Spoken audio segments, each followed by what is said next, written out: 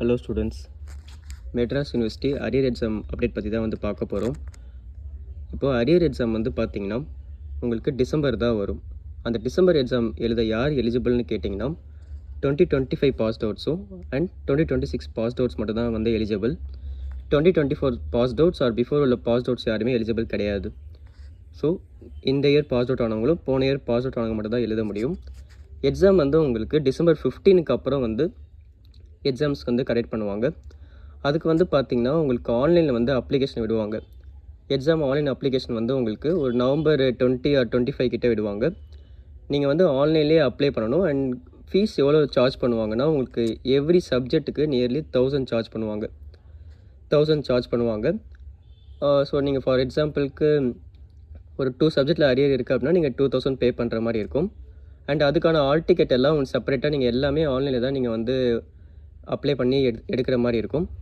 And arrear exam பொறுத்த வரைக்கும் உங்களுக்கு ரீவேல்யூஷன் இன்ஸ்டன்ட் எக்ஸாம் திரும்ப நீங்கள் பண்ண முடியாது. பாஸ்ட் அவுட்ஸ் வந்து அரியர் எக்ஸாம் எழுதுனீங்க அப்படின்னா நீங்கள் வந்துட்டு ரீவேல்யூஷனோ இன்ஸ்டன்ட் எக்ஸாமோ பண்ண முடியாது. ஒன்லி ரீடோட்டலிங் தான் பண்ண முடியும். ஸோ அது மட்டும் உங்களுக்கு இன்ஃபார்ம் பண்ணிக்கிறேன். அண்ட் அரியர் எக்ஸாம் வந்து எப்படி இருக்கும்னு வந்துட்டு ஜஸ்ட் சொல்கிறேன் உங்களுக்கு. அரியர் எக்ஸாம் வந்துட்டு டஃப்பாக தான் இருக்கும். ஸோ ஜென்ரலாக இப்போ ஃபார் எக்ஸாம்பிள் கார்ப்பரேட் அக்கௌண்டிங்கில் வந்து பார்த்திங்கன்னா கரண்ட் பேட்ச் ஸ்டூடெண்ட்ஸ் ஒரு பேப்பர் எழுதுவாங்க, அரியர் ஸ்டூடெண்ட்ஸ் வந்து ஒரு பேப்பர் எழுதுவாங்க. ஸோ அது வந்து உங்களுக்கு ஃபுல் அண்ட் ஃபுல் வந்து அப்டேட்டட் சிலபஸாக தான் இருக்கும். இப்போ வந்து உங்களுக்கு கார்ப்பரேட் அக்கௌண்ட்டில் ஏதாச்சும் கரண்ட் பேட்ச்சில் அப்டேட் பண்ணியிருந்தாங்க அப்படின்னா அந்த சிலபஸும் சேர்த்து தான் நீங்கள் எழுதுகிற மாதிரி இருக்கும் டிசம்பரில். அண்ட் அரியர் எக்ஸாம் கொஞ்சம் டஃப்பாக தான் வரும். நீங்கள் அதுக்கு ஏற்ற மாதிரி தான் ப்ரிப்பேர் பண்ணுற மாதிரி இருக்கும்.